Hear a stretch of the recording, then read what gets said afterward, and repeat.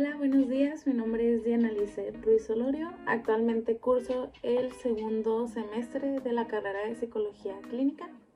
La materia para la que se está realizando este trabajo es Psicopatología, clase impartida por el profesor Emanuel Rodríguez. Y los temas a explicar en este video son la formulación cultural y lo que son los conceptos culturales de malestar. Lo primero que iniciaré explicando es qué es una formulación cultural. Estas son las características culturales del problema de salud de algún individuo y el cómo esto se puede relacionar con un contexto o historia social y cultural. El siguiente punto que voy a tocar en este video es qué evalúa la guía para la formulación cultural. La guía de formulación cultural pide evaluar de manera sistemática las siguientes 5 características. La primera es la identidad cultural del individuo. En segundo lugar, tenemos los conceptos de malestar culturales. En tercer lugar, tenemos los factores de estrés psicosocial y rasgos culturales de vulnerabilidad y resiliencia. En cuarto lugar, tenemos las características culturales entre el individuo y el clínico, el equipo asistencial y la institución. Y por último, pero no menos importante, tenemos la evaluación cultural global. Ahora lo siguiente que voy a explicar es qué es una entrevista de formulación cultural. Estos son conjuntos de protocolos que pueden utilizar los clínicos durante el transcurso de la evaluación de la salud mental para de esta manera poder obtener información sobre el impacto de la cultura en aspectos clave de la presentación clínica y la asistencia a un individuo.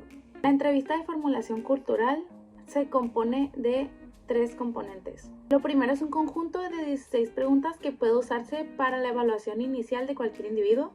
El segundo componente es una versión para informantes de la EFC que se usa para obtener información colateral. Y por último tenemos un conjunto de módulos suplementarios para expandir la evaluación según sea necesario. Dentro de estas 16 preguntas, los 4 dominios de evaluación son los siguientes. Definición cultural del problema, de la pregunta 1 a la pregunta número 3. Percepciones culturales de la causa, el contexto y el apoyo, de la pregunta número 4 a la pregunta número 10.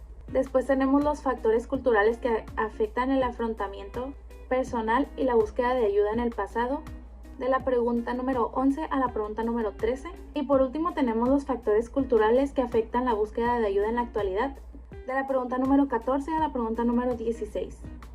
Ahora voy a explicar qué son los conceptos culturales de malestar.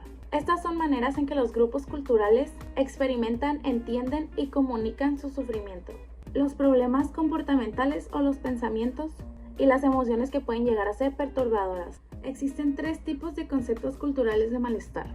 El primero son las expresiones culturales de malestar, que son formas de expresar el malestar que pueden no corresponder con los síntomas, pero que pueden llegar a proporcionar formas compartidas y colectivas de experimentar y hablar de sus preocupaciones personales o sociales.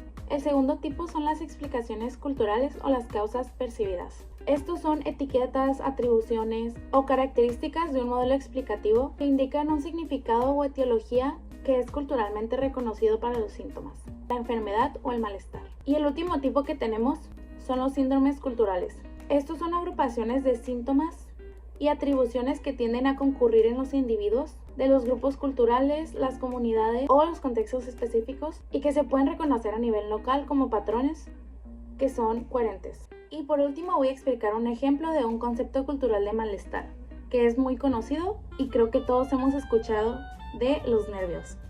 Esto hace referencia a un estado general de vulnerabilidad a experiencias estresantes y circunstancias que pueden llegar a ser difíciles a lo largo de nuestra vida.